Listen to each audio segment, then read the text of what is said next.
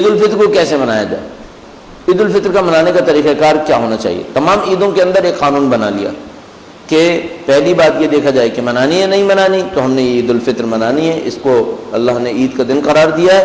دوسری بات یہ کہ کیسے منانا ہے. اب کیسے منانے میں پھر معاملہ دشوار یہاں پر ہے. کچھ لوگوں نے عید الفطر اس لیے منانا ہے کہ 30 دن جو رکاوٹیں تھیں وہ ساری رکاوٹیں اب ختم ہو گئی ہیں.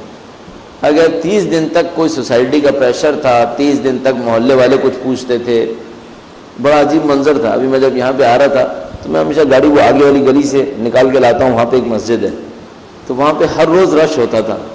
ابھی آج میں گزر رہا تھا وہاں سے تو وہاں سارے جو ان کے مسجد کے خادم خدام ہوں گے وہ بیچارے سیڑھیوں پہ بیٹھے ہوئے تھے، پوری گلی خالی، کوئی نہ آدم زاد. تو میں سوچ رہا تھا ایسا لگ رہا ہے جیسے بعض تعلیمی اداروں میں چھٹی کے دن خادم باہر بیٹھے ہوتے ہیں نا سب کو کہنے کے لیے آج چھٹی ہے، تو لگ رہا ہے آج دین کی چھٹی ہو گئی. 30 دن دین کا کام خوب چمکا ہوا تھا، آج دین کی چھٹی ہو گئی ہے. اب یہ بیچارے بیٹھے ہیں لوگوں کو بتانے کے لیے کہ بھائی آج کچھ نہیں ہے. بعض اوقات یہ ہوگا جیسے عید الفطر آئے گی، لوگ کہیں گے وہ 30 دن تک جو دین نے بزی رکھا ہوا تھا اب دین نے چھٹی دے دی ہے. دین نے چھٹی دی کیا مطلب؟ اب جو کرنا ہے کر لو. کم از کم کیا کرے گا؟ کم از کم یہ کرے گا کوئی نہ کوئی میوزک سنے گا.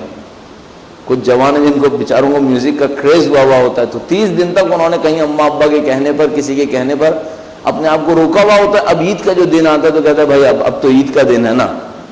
اب یہ نہیں سوچتا یہ عید کا دن ہے کیوں رکھا پروردگار عالم نے. ابھی دعائے وداع رمضان آج رات توفیق حاصل فرمائیے، صحیفہ سجادیہ میں جا کے دیکھیے، اسے پڑھیے. چند جملات ہم نے آپ کی خدمت میں عرض کیے تھے، اس میں جا کے دیکھیں تو مولا نے ایک جملہ استعمال کیا تھا اور ماہ رمضان کے لیے کہا تھا کہ اے دوستان خدا کی عید. مولا نے ماہ رمضان کو دوستان خدا کی عید تعبیر کیا تھا.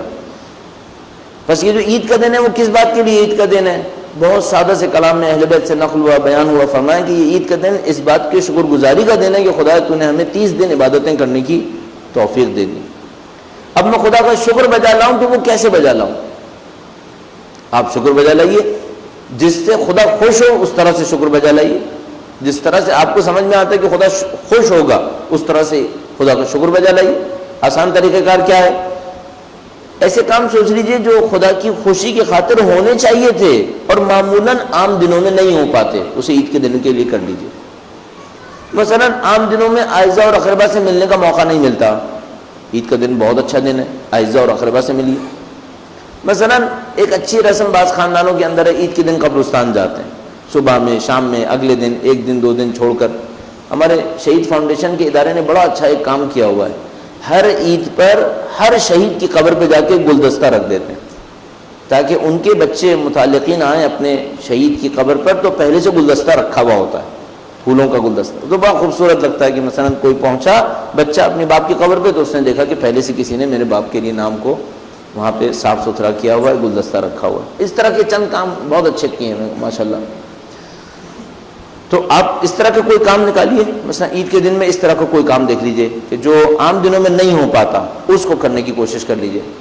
اور سب سے اچھا کام جو عید کے دنوں کے اندر مثلا ہونا چاہیے وہ یہ کہ ہم اور آپ سارے وقت ہی اپنی خوشی کے لیے کچھ نہ کچھ سوچتے ہیں.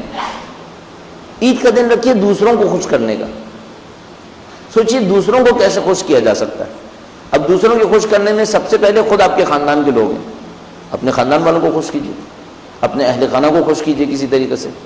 اگر ہر روز موڈ خراب رہتا ہے عید کے دن ذرا سا موڈ ہلکا کر لیجیے بھائی. بعض اوقات یقین مانی ایسی کہانیاں سنتا ہوں نا میرا دل بڑا خراب ہو جاتا ہے. ابھی کسی نے چند گھنٹے پہلے کسی خاتون نے مجھے سنایا بیچاری کو گھر سے نکال کر بھیج دیا اپنے گھر پہ، عید کے دن سے 2 دن پہلے یہ حرکت کی. یہ کیا انصاف ہے؟ کن باتوں پہ جھگڑتے ہیں، اتنی چھوٹی چھوٹی باتوں کے اوپر جھگڑتے ہیں. انسان سن کے کہتا ہے یہ ابھی تک بچے ہیں، ابھی بڑے نہیں ہوئے، عقل نہیں آئی ان کو. اور وہ بیچاری سنا رہی ہے کہ جناب مار پیٹ بھی کرتے ہیں اور گالیاں بھی دیتے ہیں اور یہ بھی کرتے ہیں وہ بھی کرتے ہیں. اب وہی ون سائیڈڈ اسٹوری دوسری طرف بھی سننا پڑے گا، لیکن اگر یہ ریئلٹی ہے انتہائی افسوسناک ہے. کیا ہو رہا ہے معاشرے کے اندر؟ اتنا کچھ دین کے لیے بات ہو رہی ہے، مثلا مسجدیں بنی ہوئی ہیں، دروس ہو رہے ہیں، سب کچھ ہو رہا ہے، پھر معاشرے کے اندر پھر وہی مصیبت وہیں کی وہیں کھڑی ہو تو بڑا دل کوڑتا ہے. اس کے اوپر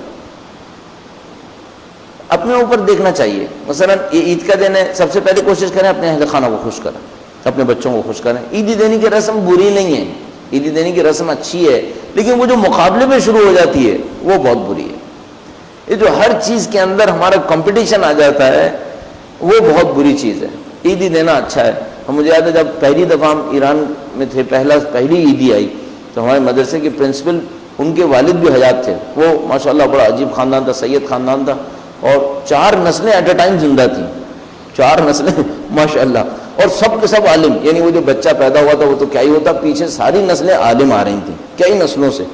تو جناب علی ان کا پڑ پوتا، ان کا پوتا، ان کے بیٹے خود پرنسپل، اور وہ جو بڑے بزرگ وہ بھی حیات۔ اور ہم نے خود دیکھا کہ ان کے بیٹے کے پاؤں میں درد ہوتا تھا تو وہ چل نہیں پاتا تھا، اور وہ بڑے میاں ماشاءاللہ خوب پوری توانائی کے ساتھ ادھر ادھر چل رہے ہوتے تھے، آگے پیچھے جا رہے ہوتے تھے، اور بڑی معنوی روحانی شخصیت تھی ماشاءاللہ۔ تشریف لائے مدرسے کے اندر، عید کا دن تھا، سب بڑے خوش ہوئے کہ جناب بزرگ ہستی تشریف لائیں۔ وہ آئے بیٹھے اور لوگوں نے بتایا، جو پرانے لوگ تھے، کہنے عیدی دیتے ہیں یہ۔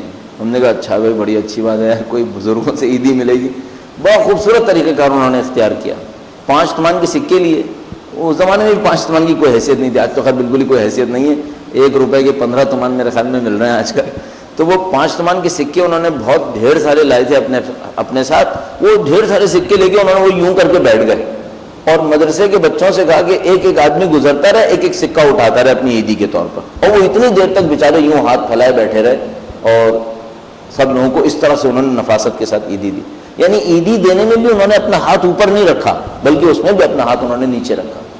بڑا خوبصورت لگا مجھے کہ ماشاءاللہ کیا طریقہ کار ہے، اس میں بھی انہوں نے اپنی تواضع کا خیال رکھا، مدرسے کے طلاب کی ایک عزت اور رسپیکٹ انہوں نے اس کے اندر بچا کے رکھی۔ ایک اور بات یہ کہنا چاہوں گا کہ مثلا عید کے 3 دنوں میں آپ مختلف لوگوں کے گھر پہ جائیں گے، جو روٹین ہوتا ہے، مثلا میں اپنی والدہ کے گھر جاؤں گا، ممکن ہے کوئی میرے گھر آئے، پھر میں کسی کے گھر پہ جاؤں، 2-3 دن ایسے ہی گزر جاتے ہیں۔ کم سے کم ایک گھر ایسے جائیے جہاں آپ اپنی وجہ سے نہ جا رہے ہوں، خدا کی وجہ سے جا رہے ہوں۔ ایک گھر کو ایسا پکڑ لیں جس میں آپ اپنی وجہ سے نہ جاتے ہوں، مثلا میرا رشتہ دار ہے، میرا بھائی، میری بہن، یہ سب نہیں ہے، خدا کے کسی حکم کی وجہ سے جا رہے ہیں۔ مثلا مشورے کے طور پہ کہوں گا کسی ایک شہید کے گھر پہ جائیے، کوئی ایک شہید، ابھی تو دیکھو شہادتوں کا سلسلہ رکا ہوا ہے نا، تو تھوڑا سا معاملہ نرم پڑ گیا ہے، لوگوں کے ذہن میں نکل گیا ہے کہ میں بھی لائن میں ہو سکتا ہوں۔ جب باری چل رہی ہوتی ہے نا، پھر سب کو یاد رہتا ہے کہ ہاں یار میری باری بھی آ سکتی ہے۔ تو ایک کسی شہید کے گھر پہ جائیے، سنت بنا لیجیے اپنی کہ عید کے 3 دنوں میں ایک دفعہ کہیں نہ کہیں کسی شہید کے گھر جائیں گے، بچوں پہ ملیے۔ لکھا ہے مثلا ہمارے پاس روایتوں میں لکھا ہے کہ کسی ایک یتیم کے سر کے اوپر آپ ایک دفعہ اگر اللہ کی رضایت کی خاطر ہاتھ پھیریں تو جتنے ہاتھ کے نیچے بال آتے چلے جائیں گے، ان تمام کی تعداد کے مطابق خدا آپ کے گناہوں کو معاف کرے گا۔ ڈیلیبریٹلی جائیں، کسی شہید کے گھر جائیں، کسی شہید کے گھر جائیں، یا اپنے کسی ایسے مسکین رشتہ دار کے گھر چلے جائیں جس کے یہاں کوئی نہیں جائے گا، معلوم ہے کہ وہاں کوئی نہیں جائے گا، کیونکہ لوگ بھی تو ایسے ہو گئے نا، خاندان میں سب اس کے یہاں جمع ہوتے ہیں جس کے پاس تھوڑا سا دیکھتے ہیں کہ ہاں یار ذرا سا مقام ہے، ٹھیک ہے، اور ورنہ اگر کوئی بیچارہ درماندہ ہو، ادھر ادھر کا مارا مورا ہو تو وہی ادھر ادھر جاتا رہے گا، کوئی اس کے گھر پھٹکنے کی کوشش نہیں کرے گا۔ نہیں تو آپ چلے جائیے، اس کو ہمت افزائی ہوگی، بچے اس کے خوش ہوں گے، آپ جائیے۔ ہاں جا کر کچھ اور حرکتیں نہ کیجیے گا، مثلا آپ کے سامنے پانی اس نے رکھا، آپ نے کہا منرل واٹر ہے، اب وہ بیچارہ مارا گیا کہ اس نے کہا یار میں تو یہی پانی پیتا تھا بھائی، اب یہ منرل واٹر کہاں سے لاؤں اس کے لیے، یا آپ کے بچوں نے جا کے چیخنا شروع کر دیا کہ یہاں آلریڈی بہت گرمی ہو رہی ہے، یہاں سے فوراً چلے۔ ایسی کوئی حرکت نہ ہو جائے، پہلے سے بچوں کو سمجھا کے لے کے جائیں گے بھائی ذرا برداشت کر لینا۔ تو کوشش کریں، معاشرے میں ملنے کی کوشش کریں، علیحدہ رہنے کی کوشش نہیں کریں۔ جن کو معاشی زندگی نے تنگ کیا ہوا ہے ان کی زندگی میں سکون دینے کی کوشش کیجیے۔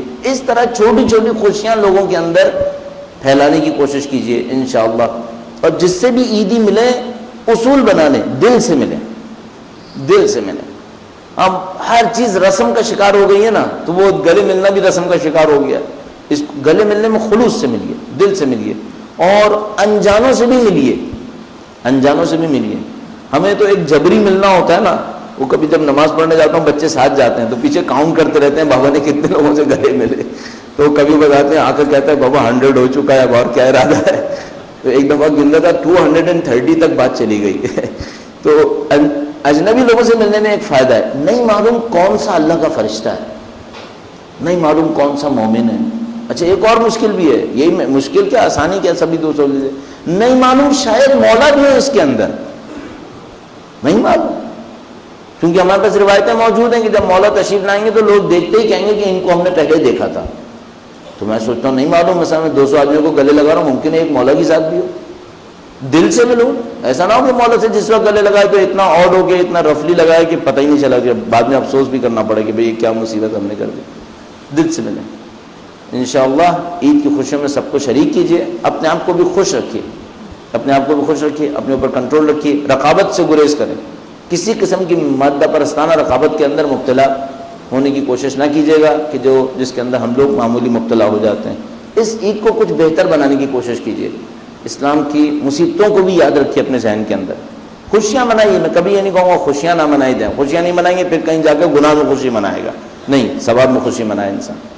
مشکلات کو بھی ذہن میں رکھیں کہ ہاں ٹھیک ہے، دنیا بھر کے اندر مسلمان مشکلات جھیل رہے ہیں، عراق کے مسلمان مشکلات جھیل رہے ہیں. ان تمام کو بھی کہیں نہ کہیں اپنے ذہن کے اندر رکھیے. انشاءاللہ تمام جگہوں پر جہاں کہیں بھی جائیں، چاہے کسی کے گھر جائیں، چاہے کوئی آپ سے ملنے آئے، کہیں نہ کہیں موقع نکال کر دعائے سلامتی امام زمانہ پڑھ لیں. کہیں نہ کہیں موقع نکال کر ایک یہ دعا پڑھ لیں. کہیں نہ کہیں موقع نکال کر اپنے امام کا تذکرہ کر لیں. اپنے امام کا ذکر کثرت کے ساتھ کریں. ان کے ظہور کی تعجیل کے لیے دعا کثرت کے ساتھ کریں.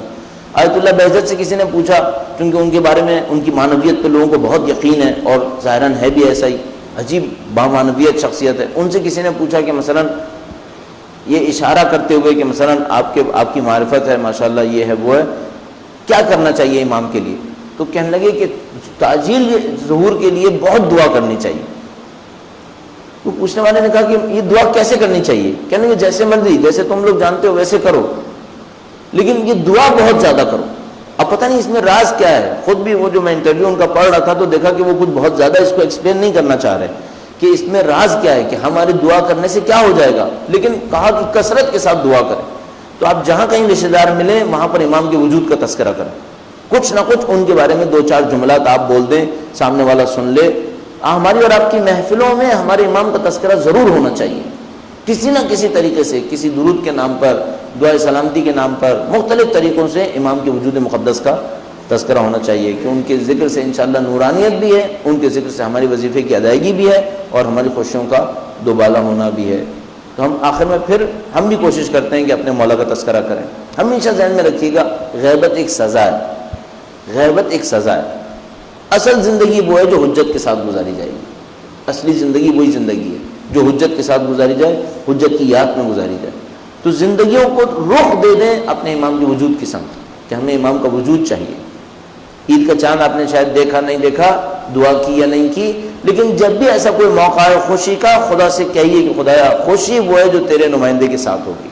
باقی خوشیاں کم خوشیاں ہیں، ان کے آنے کی خوشی سب سے بڑی خوشی ہے. ان کے ساتھ سختی جھیلنا یہ بھی خوشی ہے. آیت اللہ احمدی میاں جی بڑے پائے کے علم اخلاق کے استاد تھے. بہت بڑے بڑے علماء ان کے درس میں بیٹھتے تھے، بازار میں درس دیا کرتے تھے. بازار میں ایک مسجد کی چھوٹی سی، اس میں درس دیتے تھے تو بڑے بڑے علماء اس میں آتے تھے. ایک دفعہ مدرسے تشریف لائے، انقلاب اسلامی کی سالگرہ کا دن تھا، جس دن انقلاب آیا تھا ایران کا.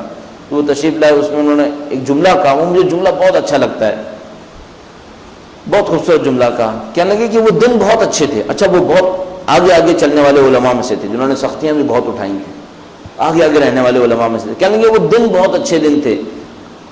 اور فارسی میں کہتے ہیں تلخ بود شیریں بود. تلخ یعنی سخت بھی تھے، مثلا تلخ یعنی لہجے میں تلخ تھے، شیریں بھی تھے. پھر کہنے لگے تلخش ہم شیریں بود، اس کا تلخ بھی شیریں تھا، اس کی مصیبتیں بھی اچھی تھیں بہت. پھر ایک واقعہ سنایا انہوں نے، بل لگے ہاتھوں ان کی یاد میں یہ واقعہ سنا دوں. کہنے لگے کہ وہ بڑی شدید فائرنگ ہو رہی تھی ایک رات، پولیس اور جوانوں کے درمیان بڑی زبردست قتل چل رہی تھی. انقلاب اپنے آخری دنوں کے اندر تھا، آنے ہی والا تھا اور آخری معرکہ ہو رہا تھا. تو کہنے لگے کہ ہم بازار میں تھے اور جوان ہمارے سامنے پولیس سے لڑ رہے تھے، فوج سے، اور یہ اور وہ، کہیں کوئی زخمی کہیں کوئی زخمی. تو ایک عورت کو دیکھا، کہنے لگے میں نے ایک بڑھیا کو دیکھا، وہ ٹیلی فون بوتھ کے برابر کھڑی ہوئی تھی. تو کہنے لگے میں اس عورت کے پاس آیا اور اس سے کہا کہ یہ وقت نہیں ہے آپ کے یہاں پہ ہونے کا، آپ جائیے کہیں پر. آپ کو ٹیلی فون بوتھ کے ساتھ کھڑا دیکھ کر مجھے بہت تعجب ہوا کہ اتنی فائرنگ ہو رہی ہے، اتنی جلاؤ گھیراؤ ہو رہا ہے، اس میں آپ یہاں کیوں کھڑی ہیں؟ کہنے لگی کہ میں ٹیلی فون بوتھ کے سامنے سکے لے کے کھڑی ہوں اور ایک ایک جوان کو گزرتے ہوئے کہتی تھی سکہ لے لو، گھر فون کر دو کہ زندہ ہو، تمہاری ماں پریشان ہو رہی ہوگی. اس جذبے نے واقعاً زندگیاں تبدیل کی. یہ جذبہ تھا. وہ عورت اپنی جان خطرے میں ڈالی بھی ہے تو اس نے کہا آپ کا بچہ کہا ہے؟ کہنے لگے میں منتظر ہوں. میں منتظر ہوں، مجھے پتا ہے وہ صحیح ہوگا. یہ جذبہ ہے. وہ عورت اپنے بچے کو بھلا کر دوسری ماؤں کے درد کو احساس کرتے ہوئے بازار میں کھڑی ہے اور سکہ دے رہی ہے بچوں کو کہ گھر کو فون کر لو اور بتا دو کہ زندہ ہو، خیریت سے ہو. اس جذبے کو ہمارے اندر زندہ ہونا چاہیے اپنے قوم کے افراد کے لیے، اپنے امام کی نصرت کے لیے. انشاءاللہ خدا ہماری ہر دن کو اگر اس جذبے کے ساتھ ہوگا تو عید کا دن قرار دے گا.